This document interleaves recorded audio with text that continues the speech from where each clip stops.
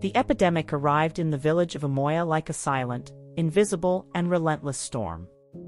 Ife, the village healer, was one of the first to notice the signs. At first, there were just a few elders complaining of high fevers and body aches. I thought it was a common cold, something my herbs and roots could easily cure. But soon, children began to get sick, and then adults. None of my medications seemed to be working. The disease advanced like a fire in dry grass, leaving a trail of despair and fear. Gathering all my strength, I decided to do something I rarely did. I consulted the ancestral spirits. On a full moon night, I prepared an altar with offerings and went into a deep trance. The voices of the ancients whispered like the wind through the trees, and it was then that I heard a clear message. The only hope for my village lay in a mythical flower, the Nyota Yuzuma. This flower, according to the spirits, had the power to cure any disease. However, its location was a secret guarded by unimaginable dangers. I woke up from the trance determined, but also fearful. I knew that this journey would not be easy and that I might not return. However, the well-being of my people was more important than any fear I might feel. I decided to share my decision with Kofi, my longtime friend and a skilled warrior. The next morning, I found Kofi by the river, sharpening his blade. He looked up when he saw me approaching, immediately noticing the seriousness in my face. "Ife, what happened?" he asked, stopping sharpening the blade. I sat next to him and told him everything about the vision I had and the mythical flower. Kofi listened attentively, without interrupting. When I finished, he was silent for a few moments, pondering. "You know this journey will be dangerous, Ife." He finally spoke, his voice deep and firm. "I can't let you go alone. I will go with you." "Kofi, I can't ask that of you," I replied, feeling a lump in my throat. "It's a risky mission. You don't have to ask," he said, placing his hand over mine. "We are friends, and friends take care of each other. Besides, the village needs you. If there is a chance to save our people, I will not allow you to go alone." I felt a wave of gratitude and relief. With Kofi by my side, my courage seemed to multiply. That night, we prepared our provisions and said goodbye to our loved ones, not knowing when, or even if, we would return. The journey began at dawn, with the first light of the sun bathing the village in a golden glow. We walked towards the Forest of Spirits, a place we only knew through legends. The leaves rustled around us, as if the spirits themselves were watching us. The path was treacherous, but the determination in our hearts was unshakable. As we walked, Kofi and I talked about our lives, our hopes, and our fears. He told me stories of past battles, and I shared memories of my days as a healer's apprentice. These conversations distracted us from impending dangers and strengthened our bond. "Ife, have you thought about what you will do when you find the flower?" Kofi asked, one night as we rested around a fire. "Yes, many times," I replied, looking at the dancing flames. "I will use it to create a powerful elixir, something that can cure everyone in the village. But more than that, I hope this journey teaches us more about ourselves and the world around us." Kofi nodded, his gaze fixed on the fire. "No matter what happens, Ife, I'm here with you. And together, we will face anything." With those words, I felt a renewed sense of hope. The journey would be long and full of challenges, but with Kofi by my side and the blessing of the ancestral spirits, I knew we had a chance. And so, with hearts full of determination, we continued our search for Nyota Yuzuma, trusting that we would find a cure for our village and, perhaps, something even more valuable along the way.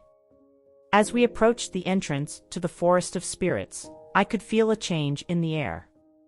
The sounds of the village became distant, replaced by the rustle of leaves and the song of unknown birds.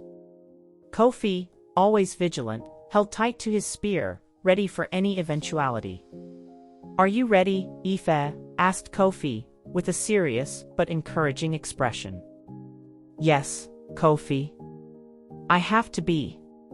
Our people need us," I replied, trying to hide the insecurity I felt. Every step we took in the forest seemed to take us to a different world, where time and space were distorted. Dense vegetation surrounded us, and we soon realized that the journey would not be easy. The paths were narrow and treacherous. At one point, I almost fell into a natural trap, but Kofi pulled me out in time.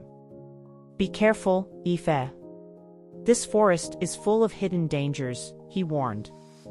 We continue our journey, facing challenges at every step. Wild animals, which I had only heard about in the stories of the elders, crossed our path. Kofi faced them with courage, and I used my herbs to calm the injured and maintain our strength. At a certain point, we felt a strange presence. It was as if invisible eyes were watching us. Suddenly, a group of warriors surrounded us, pointing spears in our direction. One of them, with an authoritative air, approached. "Who are you and what do you do in our territory?" he asked, his voice firm. "We are travelers in search of the Nyota Yuzuma flower. My name is Ife and this is Kofi. We come from Amoya, our village is being ravaged by an epidemic," I explained, trying to remain calm. The warrior, who we later discovered was Chief Jabari, looked at us suspiciously. "Why should we believe you? Many come here with ulterior motives," Jabari said. "Please let me prove my intentions. I am a healer and I can help your people if necessary," I insisted. Jabari hesitated for a moment, but finally agreed. We were taken to their village, where I found some sick members. I used my skills to treat their minor wounds and illnesses, showing that my intention was genuine. Jabari's trust in us began to grow. "I see your intentions are noble, Ife," Jabari said, his tone softer. "The flower you seek lies beyond the Echo Mountains. It is an even more dangerous and unexplored land. Few who have tried to reach it have returned. We are willing to face any danger. Our people depend on us," I declared, with renewed determination. Jabari provided us with provisions and a guide to take us to the base of the Echo Mountains. Before we left, he took me aside. "Ife, remember that it is not just physical strength that will be tested. True strength comes from the heart and mind. Good luck to you both." Those words resonated with me as we set out on the next leg of our journey. The Forest of Spirits had been an immense challenge, but it had also strengthened us and given us new allies. I was more determined than ever to find the flower and save my people, knowing that Kofi and I faced even more trials ahead. The Echo Mountains rose before us, majestic and imposing, with snow-capped peaks and deep valleys that seemed to whisper ancient secrets. The air was thin and each step felt like a Herculean effort. Kofi and I were exhausted, but the determination in our hearts was unwavering. We knew that Nyota Yuzuma was somewhere beyond this natural barrier, and we could not retreat now. "We have to keep going, Ife. We can't give up now," Kofi said, his voice firm despite his obvious fatigue. "I know, Kofi. But these mountains seem to test our very essence." "I feel as if we are being watched," I replied, looking at the peaks that were lost in the clouds. The crossing was a constant challenge. Storms appeared out of nowhere, lashing our faces with freezing winds and torrential rain. In one of these storms, we took shelter under an overhanging rock, trying to protect ourselves from the worst. "Kofi, do you think we'll make it?"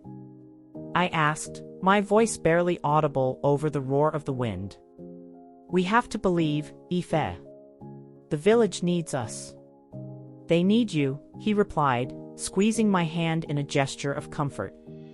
Every day, we faced new obstacles.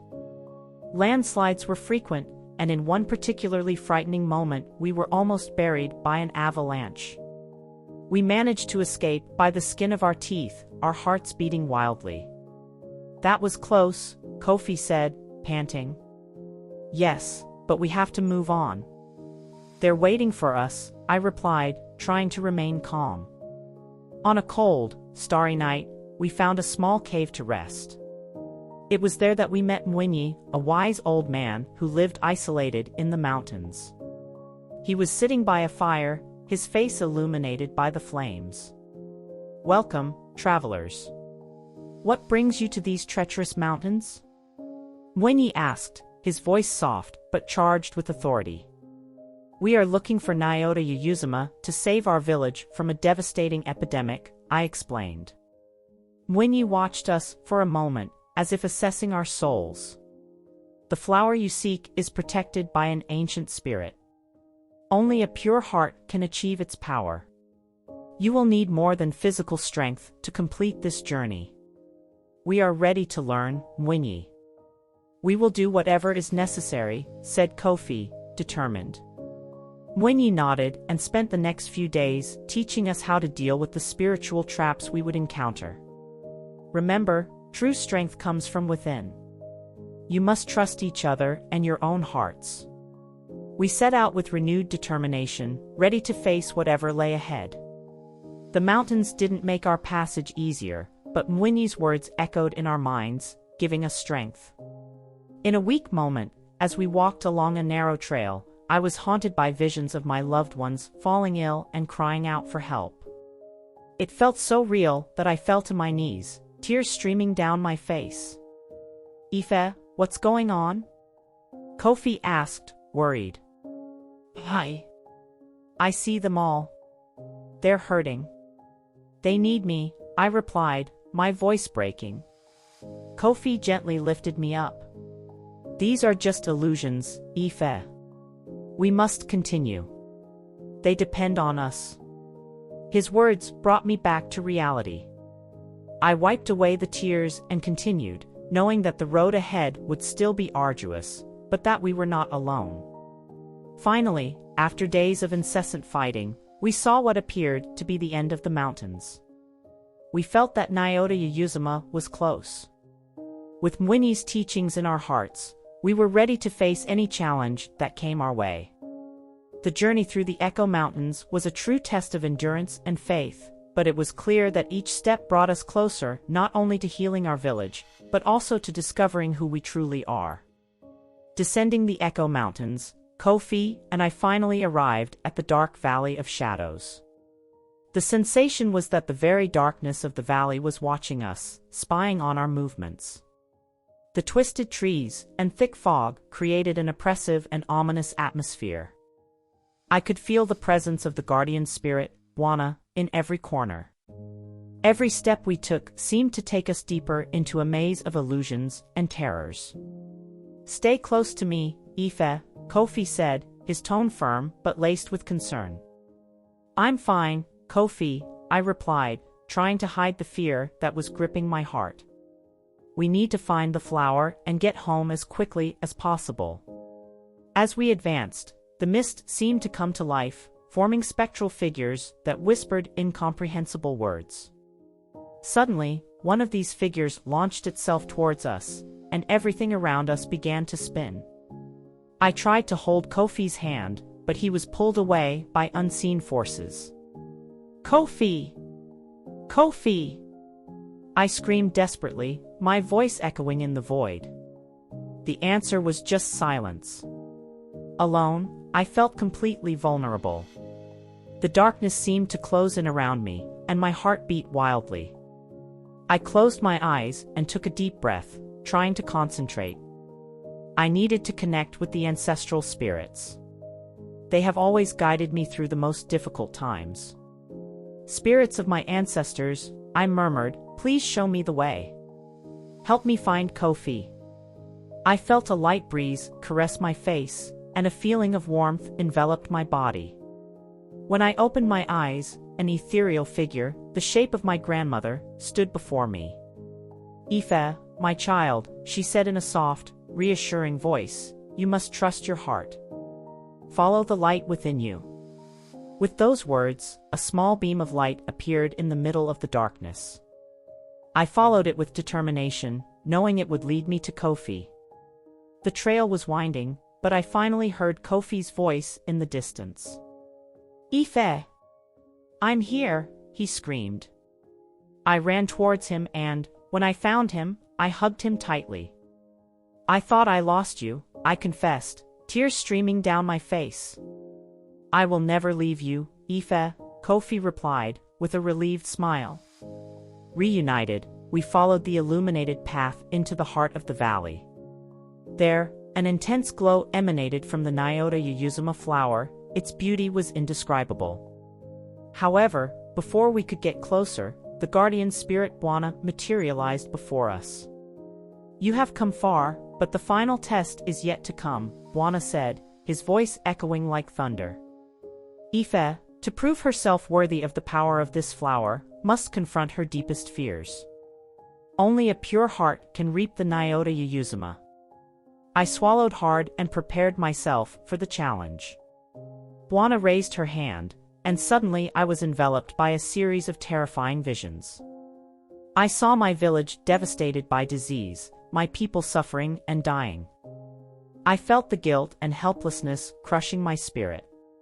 "You failed, Ife," a dark voice whispered. "You can't save them."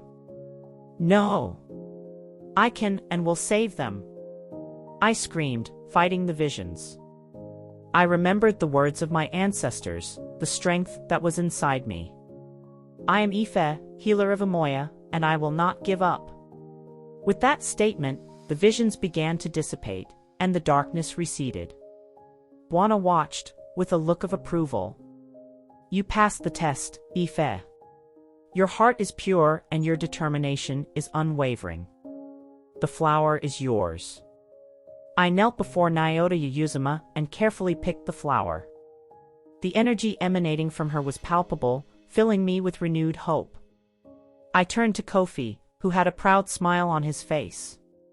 "We did it, Ife," he said, placing his hand on my shoulder. "Yes, we did it," I replied, holding the flower reverently. With the flower in hand, we knew that our journey was not yet complete. We needed to go back to our village and heal our people. But in that moment, I felt a deep gratitude for the challenges we faced and the strength I discovered within myself. Now, we were ready to return to Amoya and bring the cure everyone had been waiting for. When I finally reached the heart of Shadowdale, with Kofi by my side, I felt a mixture of relief and apprehension. There was the Nyota Yuyuzuma flower, glowing with an ethereal light, almost as if it was waiting for us. But before we could touch her, the guardian spirit Bwana appeared, her imposing and enigmatic presence filling the air. "You have proven your courage and determination," said Bwana, his voice echoing like soft thunder. "But to obtain the power of the Nyota Yuyuzuma, one last test is necessary.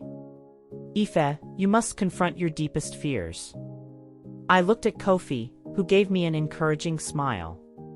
He was always by my side, and his presence gave me strength. I took a deep breath and approached Bwana. "I'm ready," I declared, trying to keep my voice steady. Bwana waved her hand, and I was immediately transported to a scene shrouded in darkness. There, I saw my village, Umoya, in ruins.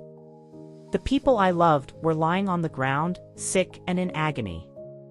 Among them, I saw my mother and father, their faces pale and full of pain. "You failed us, Ife," my mother's voice echoed, cold and distant. "Your journey was in vain," added my father, his figure fading into the darkness. My heart sank, and tears began to stream down my face. The sight of my people suffering was unbearable. I knelt, feeling the weight of guilt and despair. "No! I can't fail them!" I screamed. It was then that I remembered the words of Mwinyi, the wise elder of the Echo Mountains. The flower can only be achieved by a pure heart. I stood up, drying my tears with renewed determination. "I did not fail," I declared firmly. "I am here to save my people. I have faced all the challenges, and I am ready to do whatever is necessary." The darkness began to dissipate, and Bwana reappeared, an approving smile on his face.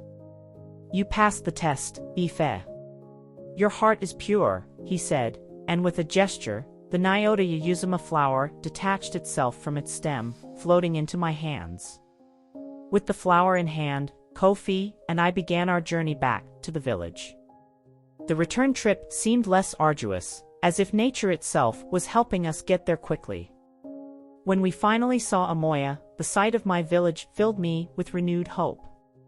"We're home, Ife," Kofi said, patting my shoulder.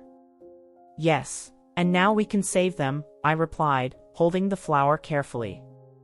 Upon arriving at the village, I was immediately surrounded by villagers, their faces marked by illness and despair. Without wasting time, I began preparing the elixir with Nyota Yuyuzuma, mixing the ingredients with skill and precision. "Trust me," he told a distressed mother as he handed the first dose of the elixir to her son. The following days were filled with a frenzy of healing and renewal. As the elixir took effect, the sick began to recover, their strength returning, and their fevers decreasing. The joy and relief were palpable, and the village began to fill with life again. However, a dark revelation was to come. In the midst of recovery, I discovered that the epidemic was not natural. It had been intentionally caused by Django, an old rival who had always wanted to take my place as the village's spiritual leader. "Django, how could you do that?"